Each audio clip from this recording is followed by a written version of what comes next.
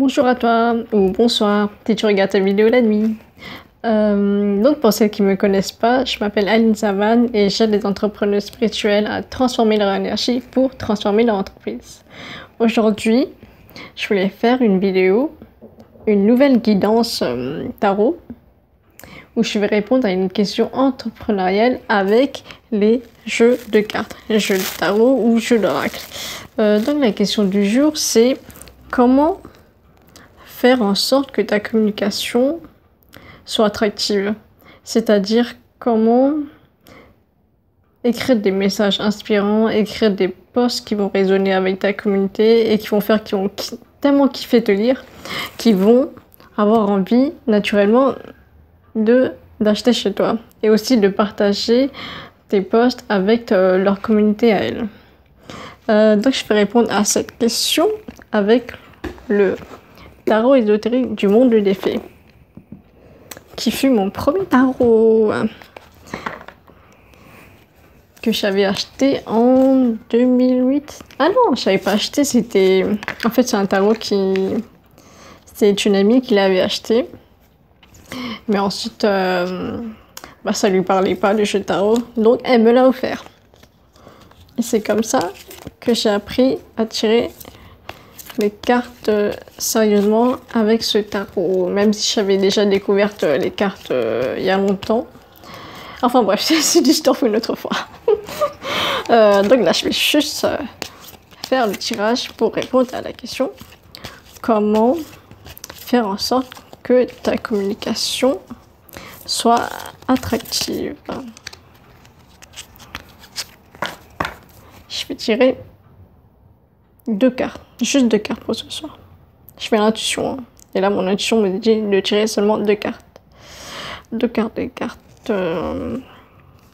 Première carte et deuxième carte. J'espère que tu vois bien. La vidéo est un peu sombre et j'ai eu la flemme d'allumer l'éclairage juste pour quelques minutes de vidéo. Ouais, je suis une flemmarde. Donc première carte. Le 5 d'épée. Le 5 d'épée. Donc le 5 d'épée, il représente 2 fées qui semblent un peu incertaines et qui se retrouvent devant une situation désagréable, devant un problème qu'elles ont du mal à régler.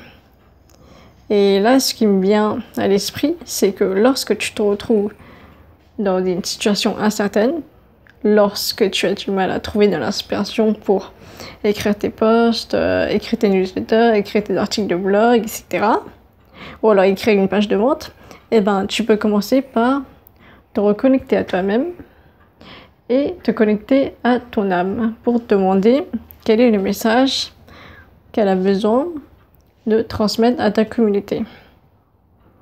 Et de là, tu laisses couler les mots, les phrases, parce qu'en général, tu sais déjà quel message partager à ta communauté, tu sais déjà ce que tu veux transmettre, tu sais déjà les mots utilisés, les phrases utilisées, comment faire en sorte que ton post soit inspirant, soit impactant, etc. C'est juste que parfois le mental, il s'encombre trop de il faut, en fait, trop d'obligations, il faut que je parle de telle manière, il faut pas que j'utilise des gros mots, il faut que je paraisse professionnelle, il faut pas que je paraisse trop vulnérable, il faut pas parler de mes problèmes parce que sinon je vais pas paraître crédible. Si tu es une coach de vie par exemple, et ben tout ça, il y a trop de il faut. Et quand il y a trop d'interdictions ou trop d'obligations, ça brouille le mental et ça fait que tu n'arrives pas à écouter ton âme pour recevoir le message que tu as besoin de transmettre à ta communauté. Donc il faut laisser partir toutes ces croyances, toutes ces obligations, tous ces faux pour te reconnecter à toi-même et écouter, vraiment écouter. Fermer les yeux, prendre quelques respirations profondes, t'écouter pour entendre le message que tu as besoin de transmettre. Et c'est justement la technique que je t'explique à chaque fois que je vais écrire une newsletter, à chaque fois que je veux écrire un post et que je n'ai pas d'inspiration. Je fais ça je ferme les yeux, je demande à mon âme, qu'est-ce que tu as besoin de transmettre à ta communauté? Quel message veux-tu délivrer aujourd'hui, là, maintenant, tout de suite? Et c'est là que je reçois le message. Naturellement, en quelques secondes, ça se fait. Et là, je commence à écrire. Les phrases et les mots viennent de manière fluide. Je n'ai pas besoin de réfléchir. Et en quelques minutes, la newsletter, elle est écrite et envoyée. Voilà.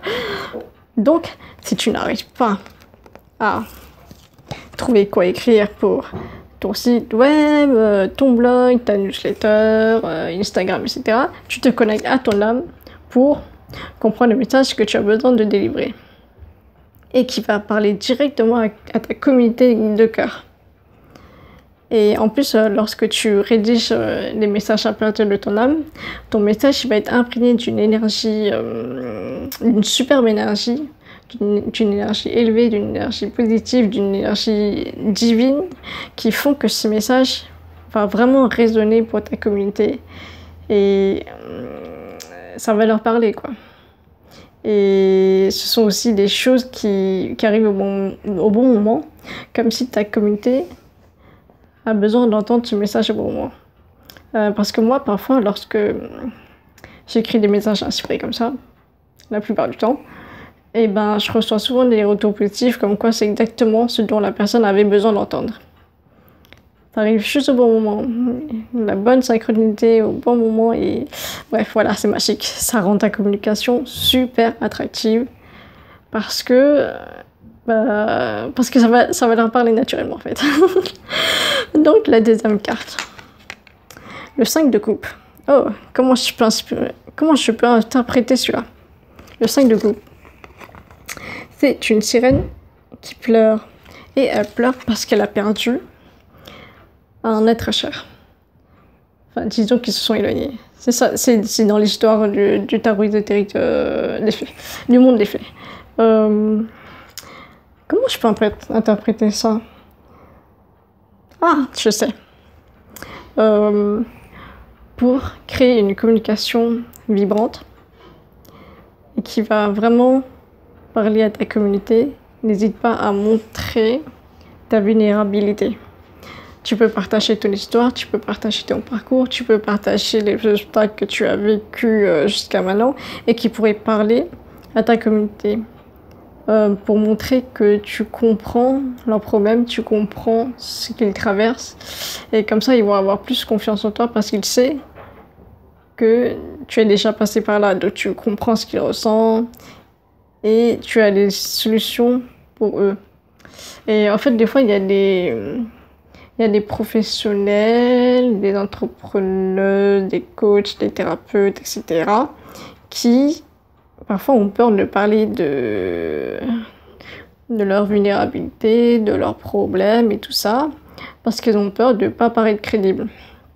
Genre, si tu es une coach de vie, tu devrais avoir une vie parfaite et que si ta vie n'est pas parfaite, bah, t'es pas légitime d'être coach. Ou alors, si t'es thérapeute, tu devrais pas avoir de problème, tu devrais avoir tout réglé de ta vie, parce que sinon, t'es pas une bonne thérapeute, t'es pas crédible, c'est n'importe quoi.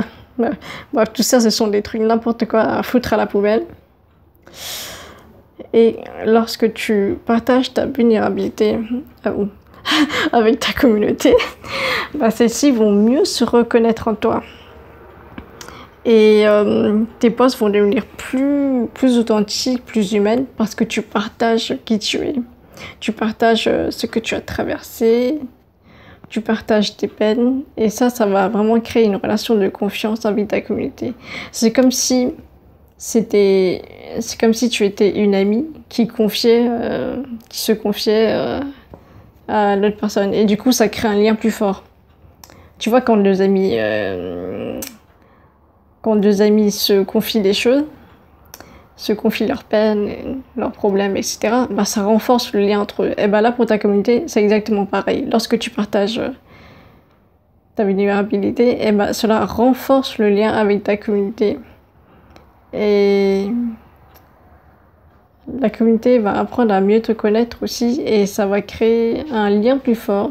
Donc, là, j'ai l'impression de me répéter.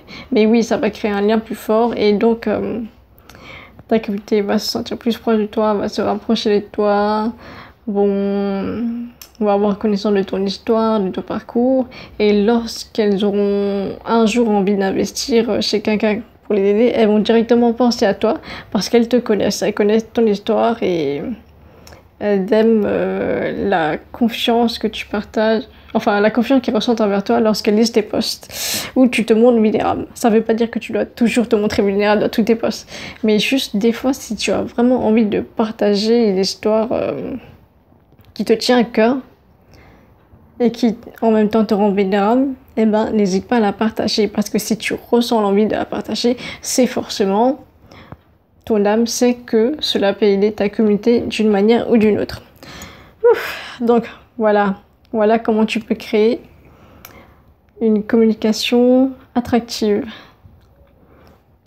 c'est-à-dire récapitulatif, en te débarrassant de toutes les obligations et de toutes les interdictions afin que ta communication te ressemble vraiment et que tu puisses partager ce qui te tient vraiment à cœur en écoutant ton âme.